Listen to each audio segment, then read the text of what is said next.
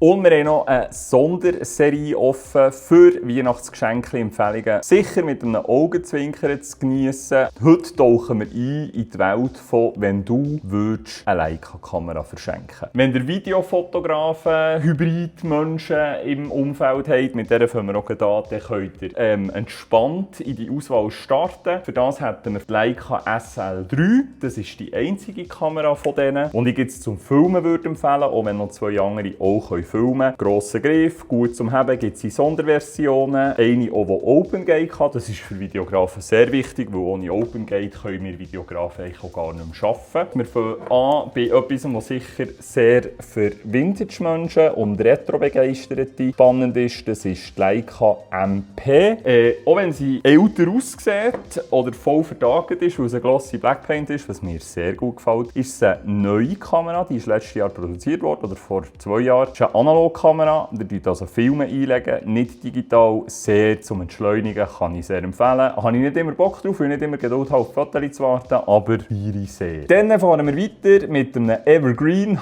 lustiger Wortwitz, das ist die Leica M11P. Mit der könnt ihr sicher nichts verkehrt machen, die wird jetzt jedem beschenkt ein Lächeln ins Gesicht zaubern. Die gibt es auch noch in silbrig und schwarz, ist eine klassische Fotokamera, Messsucherkamera. Wunderbares Gerät, macht mega Freude zum Fotografieren. Wenn ihr es super cool findet, aber echt nicht so Bock auf Farbe habt, wäre selbstverständlich die M in Monochrom-Version, die zum Schenken wäre. Das hier ist die M10, da gibt es aber auch die M11, die aktuelle, neu zum Kaufen. Die Kamera die kann nur schwarz-weiß, wobei nur nicht irgendein Abstrich wäre, das wünscht man so. Wenn also der Beschenkte oder die beschenkte Person ein Monochrom-Enthusiastin ist, dann ist das die richtige Wahl. Wenn jetzt die Person aber eigentlich nicht so Bock hat auf Messsucher fotografieren oder vielleicht so vor Sehkraft nicht so optimal ist, gibt es recht neu die M auch noch als EV1. Die hat keinen klassischen Messsucher, aber ein IVF, wo ihr durchschauen könnt und alles digital seht, wie von den anderen Kameras, die das vielleicht so gewohnt sind. Das hier ist die Leica Q343. Mit einem 43 mm Apo-Summicron mit Blende 2. Eigentlich all die Kameras, außer die analoge natürlich, haben der 60 Megapixel Vollformatsensor drin. Inklusive der Q3-Version mit 28 mm.